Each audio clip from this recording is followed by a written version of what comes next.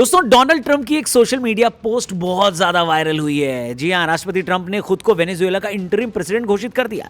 11 जनवरी को अपने social media platform truth social पर एक एडिटेड फोटो उन्होंने शेयर की। Break news coming in, and this is in regard to Donald Trump, who has declared himself as a president of Venezuela. He has posted an image of himself, so calling himself the acting president of the country. Now, huge declaration. This is a big update. Globally, we see that this is a huge update coming in. After we saw that there were strikes by US on Venezuela. अब Trump के case में कोई नई बात तो है नहीं, लेकिन वो खुद को एक शोमैन समझते हैं। मीडिया में बने रहने की उनकी पुरानी आदत है और उनको अच्छे से पता भी है कि न्यूज में कैसे बने रहते हैं। ट्रंप ने एक डिजिटल एडिटेड तस्वीर शेयर की जो विकिपीडिया स्टाइल में थी। इसमें उनका ऑफिशियल पोर्ट्रेट वेनेजुएला के इंटरिम प्रेसिडेंट के रूप में दिखाया गया। कैप्शन में उन्होंने लिखा, निकोलस मादुरो की गिरफ्तारी का जिक्र किया और दावा किया कि वेनेजुएला अमेरिका को 5 करोड़ यानी 50 मिलियन बैरल तेल देगा, जिसकी कीमत 4.2 अरब डॉलर है। उन्होंने कहा यह तेल अमेरिका रवाना हो चुका है और कमाई उनके पर्सनल कंट्रोल में होगी। We are going to run the country until such time as we can do a safe, proper and judicious transition. Trump ने कहा कि रशिया और चीन जैसे देशों को अब वेनेजुएला से तेल नहीं मिलेगा। गौरतलब है कि इसके ठीक पहले ट्रंप ने पिछले साल वेनेजुएला को दिसंबर के बीच फॉरेन टेररिस्ट ऑर्गेनाइजेशन तक डिक्लेयर कर दिया था। ये पहला मौका नहीं है जब ट्रंप ने ऐसा कुछ किया है। वो हमेशा से कुछ ना कुछ अतरंगी करते आए हैं, जिसके बाद दुनिया सोच में पड़ जाती है कि कैसा आदमी है? कैसे ऐसे आदमी को एक इतना बड़ा देश अपना राष्ट्रपति चुन सकता है? भाई बताओ।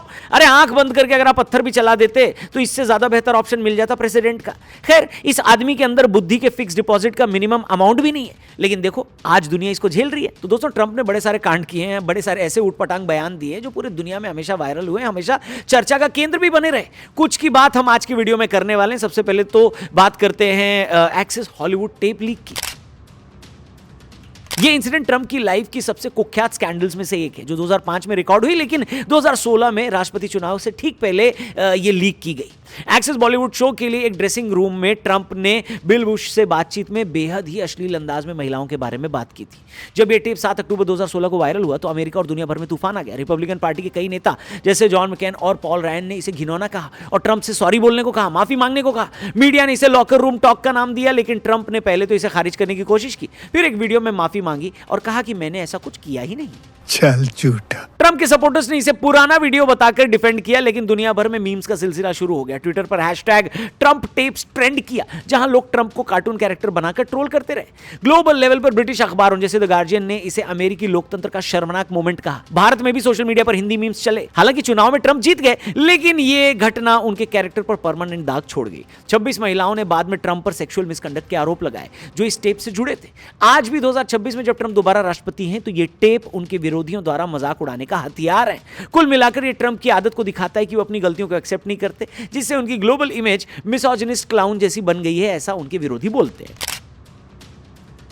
आगे बढ़ते हैं। 2015 में फॉक्स न्यूज के रिपब्लिकन डिबेट के दौरान ट्रंप का एक और वैसा वाला पल कैमरे में कैद हो गया। मॉडरेटर मेगन केली ने ट्रंप से उनके पिछले महिलाओं वाले अपमानजनक कमेंट्स के बारे में पूछा। ट्रंप ने केली को घूरते हुए कहा, आपके चेहरे से खून निकल रहा था, नाक से, आंखों से, या जो भी होता है, ये blood coming from her whatever. ये वाला बयान इतना अजीब और अपमानजनक था कि स्टेज पर सन्नाटा छा गया। ये क्लिप वायरल हो गई। सोशल मीडिया पर hashtag Trump blood bath trend किया और मीम्स में ट्रंप को वैम्पायर या पीरियड जोक का शिकार दिखाया गया। आगे बढ़ते दोस्तों, कोविड के टाइम पर ट्रंप ने ऐसे ऐसे बयान दिए कि मैं क्या ही बताऊं। 2020 में कोविड महामारी के दौरान ट्रंप का सबसे बड़ा फुट इन माउथ मोमेंट आया। 23 अप्रैल 2020 की प्रेस कॉन्फ्रेंस में उन्होंने सुझाव दिया कि डिसइंफेक्टेंट इंजेक्शन मारकर वायरस को खत्म किया जा सकता है या अल्ट्रावायलेट लाइट को शरीर के अंदर डाला जाए। उन्होंने कहा कि मैं देख रहा हूं, क्या हम इसे इंजेक्शन के जरिए कर सकते हैं क्या? उनका यह बयान इतना बेतुका था कि डॉक्टरों ने इसे तुरंत रिजेक्ट किया, खारिज किया, लेकिन ट्रंप ने इसे सरप्राइज बताया। दुनिया भर में ट्रंप की खिल्ली उड़ाई गई। ब्रिटेन के पीएम बोरिस जॉनसन ने भी मजाक उड़ाया। WHO ने चेतावनी जारी की कि ऐसा मत करना, don't try this at home, ये सही इलाज नहीं है। Supposing we hit the body with a tremendous, whether it's ultraviolet or just very powerful light, supposing you brought the light inside the body, which you can do either through the skin or in some other way. And I think you said you're going to test that too. Sounds interesting. Right, and then I see the disinfectant where it knocks it out in a minute, 1 minute. And is there a way we can do something like that by injection?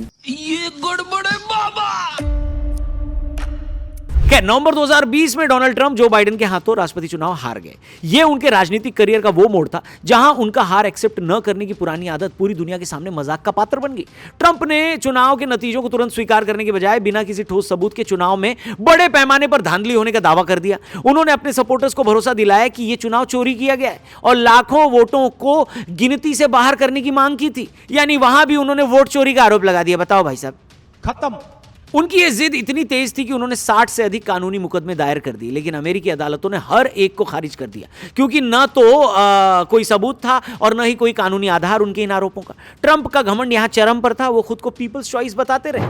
ये रोने वाली आदत से 6 जनवरी 2021 को अमेरिकी Capitol Hill पर ऐतिहासिक दंगे भी भड़क गए। ट्रंप ने व्हाइट हाउस के पास रैली में अपने सपोर्टर से कहा कि हम लड़ेंगे, हम कभी हार नहीं मानेंगे। उनके इस भड़काऊ भाषण के बाद हजारों समर्थक कैपिटल पर टूट पड़े। 5 लोग मर गए, दर्जनों घायल हुए और अमेरिकी लोकतंत्र की धरोहर पर हमला हुआ।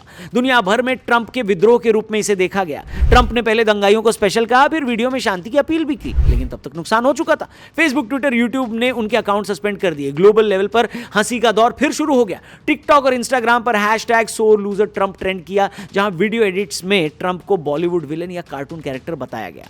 2021 में हालांकि इंपीचमेंट ट्रायल हुआ, जहां उन्हें विद्रोह भड़काने का दोषी ठहराया गया। सेनेट ने आगे उन्हें बरी कर दिया।